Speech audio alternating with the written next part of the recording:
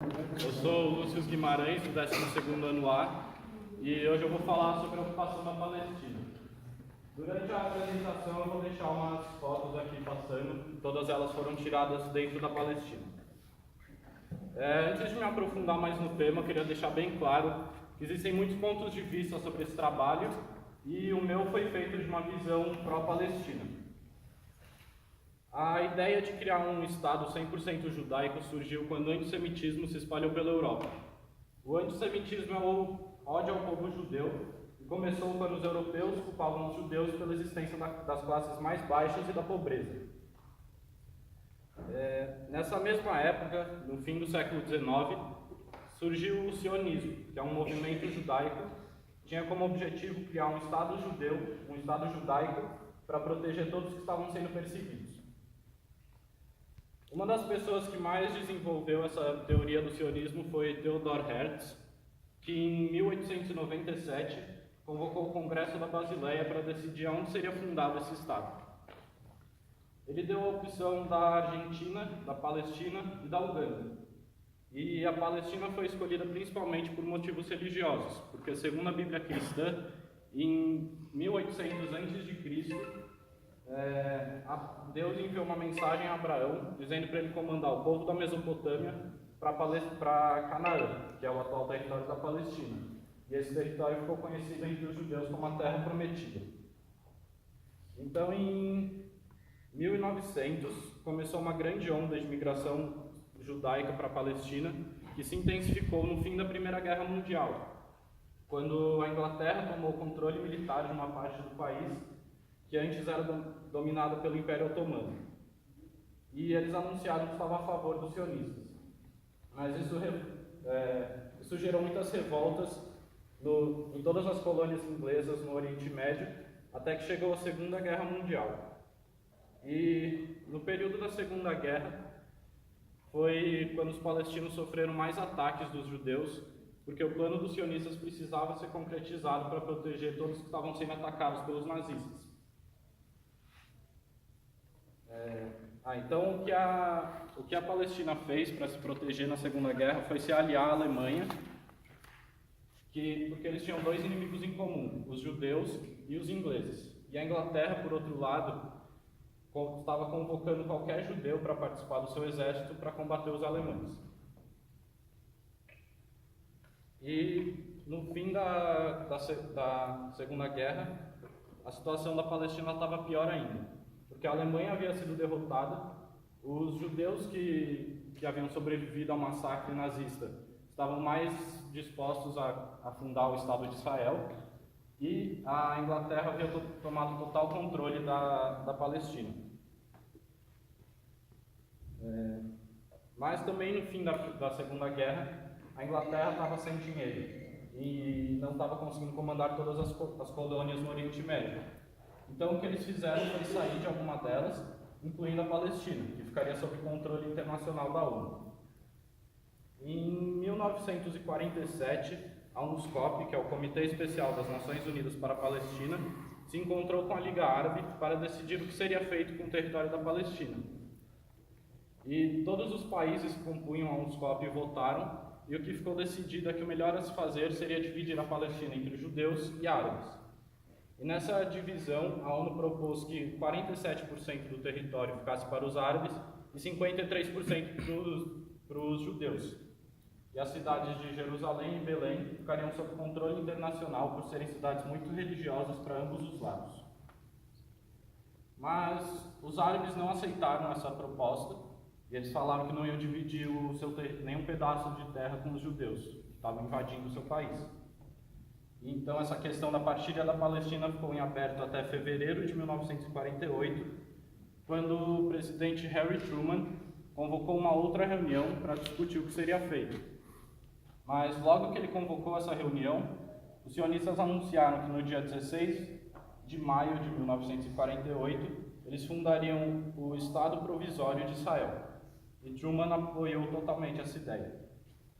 Então, no dia 10 de março de 1948, começou a aplicação do Plano Dalet, que durou 6 meses e expulsou mais de 800 mil pessoas da Palestina. Isso era mais da metade da população nativa do país. destruiu 531 vilarejos e esvaziou 11 bairros urbanos. Então, finalmente, no dia 14 de maio de 1948, o Estado de Israel foi fundado. Desde essa época da fundação do Estado de Israel até hoje, aconteceram muitos ataques vindo de ambos os lados e muitos conflitos.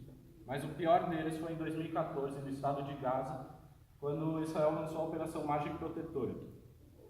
A situação em Gaza já é pior do que no resto da Palestina, porque eles estão cercados a leste e ao norte por muros que os dividem de Israel. Ao sul tem a fronteira com o Egito, que muitas vezes fica fechada por ataques terroristas ou ameaças terroristas. E ao oeste de Gaza tem o Mar Mediterrâneo, que é diariamente patrulhado por navios de guerra israelenses que não deixam os barcos palestinos passarem de certo ponto. A Operação Margem Protetora teve início quando três jovens israelenses, foram sequestrados em território palestino e os três foram assassinados pelo grupo terrorista palestino Hamas. Isso foi no dia 30 de junho de 2014. Então, um dia depois, no dia 1º de julho, 6 judeus extremistas sequestraram uma criança palestina e queimaram ela viva. Quando esse ato foi cometido, muitos ativistas da faixa de Gaza lançaram foguetes aéreos caseiros em direção a Israel, que respondeu um dia depois com dezenas de bombardeios aéreos em toda a faixa de Gaza. Então a operação teve início no dia 8 de julho de 2014. Além de se proteger dos ataques vindo de Gaza, a operação tinha como objetivo prender os líderes do grupo terrorista Hamas e também destruir os seus armamentos. E além disso, destruir os 360 quilômetros de túneis subterrâneos que o Hamas havia construído que ligavam Israel a Gaza. Mas no fim da operação, o grupo terrorista divulgou que nenhum de seus líderes havia sido capturado e o seu equipamento, seus armamentos estavam praticamente intactos. Então, o que realmente aconteceu nessa operação foi uma destruição que matou mais de 2.100 palestinos, dos 2 milhões que viviam em Gaza. E Israel foi acusado de direcionar ataques aéreos a mais de 145 famílias inocentes que não tinham nenhuma ligação com o grupo terrorista, e também de atacar casas, hospitais, escolas e mesquitas. A vida dos moradores de Gaza também foi afetada indiretamente, porque Israel bombardeou o centro de tratamento de água e esgoto e também danificou várias linhas elétricas. O centro de tratamento de água e de esgoto foi bombardeado no dia 12 de julho, no 6º dia de operação, assim como seus dutos condutores de água. E a região mais afetada por isso foi a região de Shifa, onde estava o maior campo de refugiados palestinos. Mais de 70 mil refugiados ficaram sem acesso à água limpa. Os órgãos distribuidores de água do governo também tiveram que racionar a distribuição para que todo mundo pudesse ter o mínimo de água limpa todos os dias. Assim como a falta de água, a falta de energia também afetou Gaza durante essa operação, porque só no primeiro dia 13 linhas elétricas foram destruídas e no meio da operação a usina elétrica de Gaza foi bombardeada. Estava ficando sem combustível. E o Qatar fez uma doação de combustível, mas todos os caminhões ficaram barrados, o Egito barrou eles na fronteira por mais de um mês. E eu acho que todo mundo consegue imaginar o que acontece quando um estado inteiro fica sem energia. Os hospitais, apesar de terem geradores de energia, não conseguiam manter todos os seus equipamentos ligados. As famílias não conseguiam cozinhar ou simplesmente carregar os celulares para saber como estavam todos os amigos e familiares. E então Gaza ficou desconectada do mundo durante toda a operação. Os jornalistas não conseguiam se comunicar com os jornais, os repórteres, então os jornais não conseguiam passar a mensagem dos ataques que haviam acontecido ou dos que estavam por vir. Quando os bairros residenciais começaram a ser atacados, muitas pessoas foram se refugiar em escolas e hospitais. E nas primeiras 2 semanas de operação, mais de 120 mil pessoas estavam vivendo nesses lugares, mas eles também foram atacados. Só no dia 23 de julho de 2014, 7 escolas que a ONU havia construído em Gaza foram bombardeadas. Em uma delas, 18 pessoas morreram e mais de 200 ficaram feridas. Outro estabelecimento que foi alvo dos ataques de Israel foi o Hospital Al-Aqsa, onde as salas de operação e a maternidade foram afetadas. E quase 100 pessoas, incluindo médicos, pacientes e visitantes, ficaram feridos. O hospital ficou sem condição de receber novos pacientes ou até mesmo de tratar os que já estavam lá.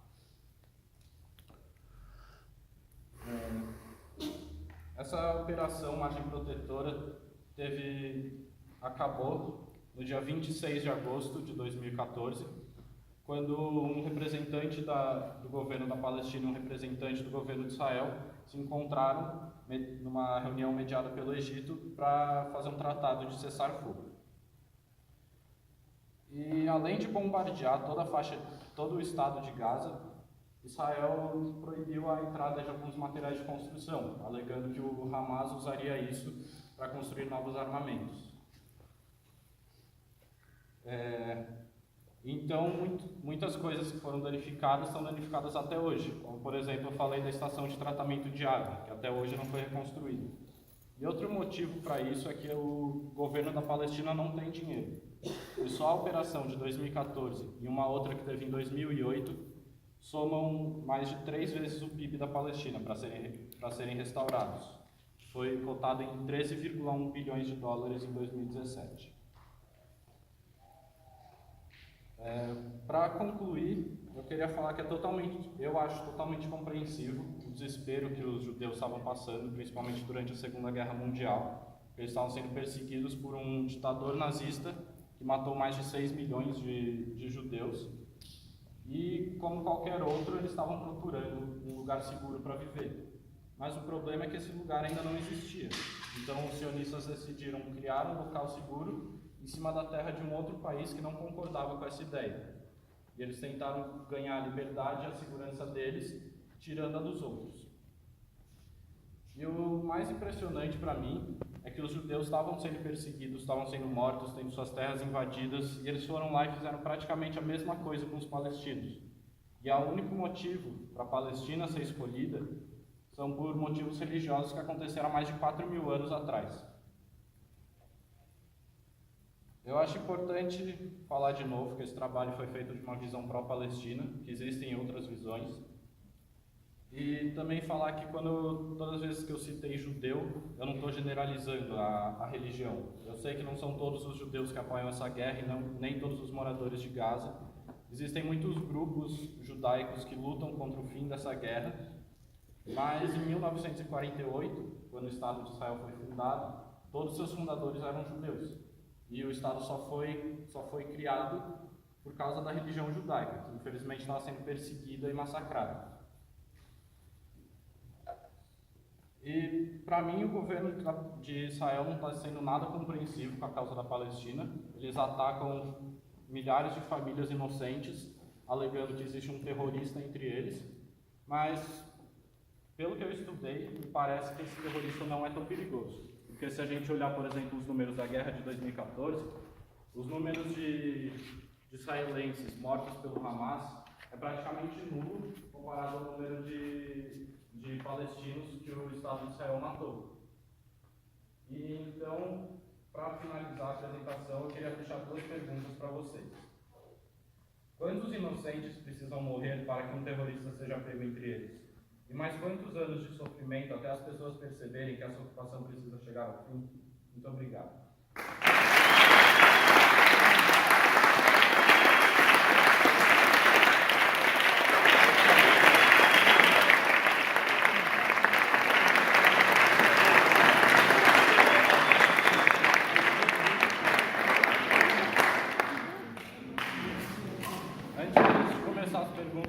Agradecer todo mundo que me ajudou nesse trabalho, principalmente a Andrea, que foi minha orientadora, e acho que sem ela não ia acontecer, dar uns puxões de orelha. Mas obrigado a todo mundo que me ajudou durante o processo. Alguém tem alguma pergunta? Fala. Muitas pessoas dizem que se no momento que Israel tivesse sido consolidado, tivesse sido feito um tratamento com Jerusalém, da mesma forma que foi feito com o Vaticano, por exemplo, de se tornar um Estado independente de Israel, internacional, muitas pessoas alegam que todos esses conflitos não seriam a mesma coisa, porque muitos árabes, muitos judeus, muitos cristãos que estão dentro desse conflito, na verdade, lutam por Jerusalém, que é sagrada para todas as religiões. Então, na verdade, na sua opinião, essa é a pergunta. Você acha que se Jerusalém fosse um Estado internacional independente, cessaria o conflito? Não sei se cessaria, mas com certeza o conflito ia ser bem menor, porque realmente Jerusalém, o Estado de Israel quer considerar Jerusalém a capital, na realidade eles consideram, não é a capital, mas os moradores de lá consideram a capital, e a Palestina também considera a capital.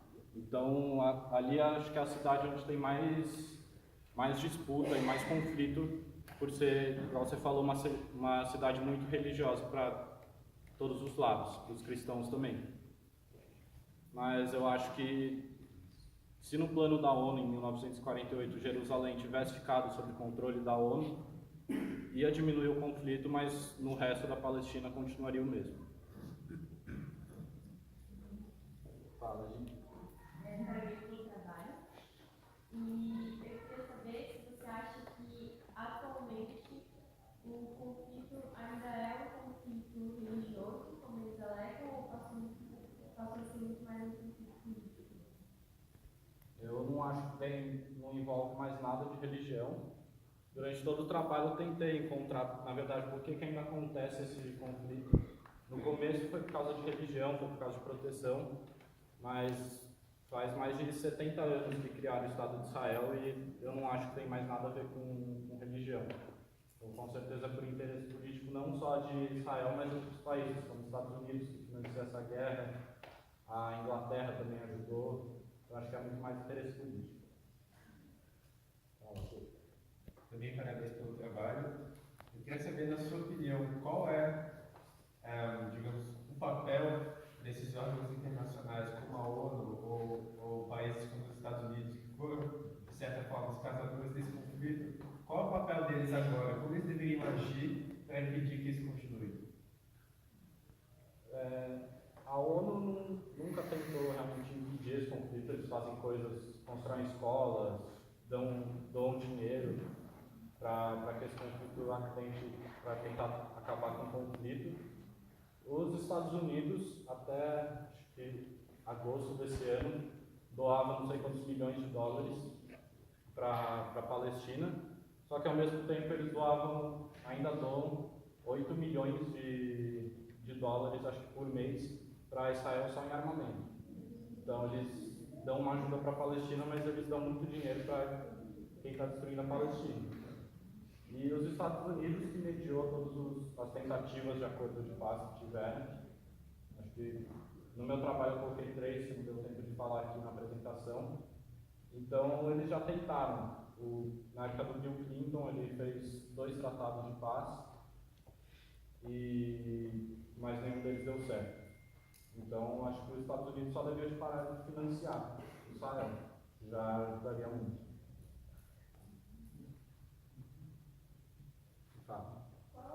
Atualmente, como é que foi o impacto do Trump ter mudado a embaixada de Tel Aviv para Jerusalém? Aumentou o conflito? Com certeza. E eu acho totalmente desnecessário isso. E aumentou sim, porque como eu falei, os dois querem considerar Jerusalém a capital. E então quando o Trump faz isso, ele apoia totalmente Israel. E ele falou também, quando ele fez isso, ele falou que para ele, Jerusalém é a capital de Israel. Então, os conflitos aumentaram, principalmente lá. Mais alguma pergunta? Nossa. Tá, não tem mais tempo. Então, Lamento.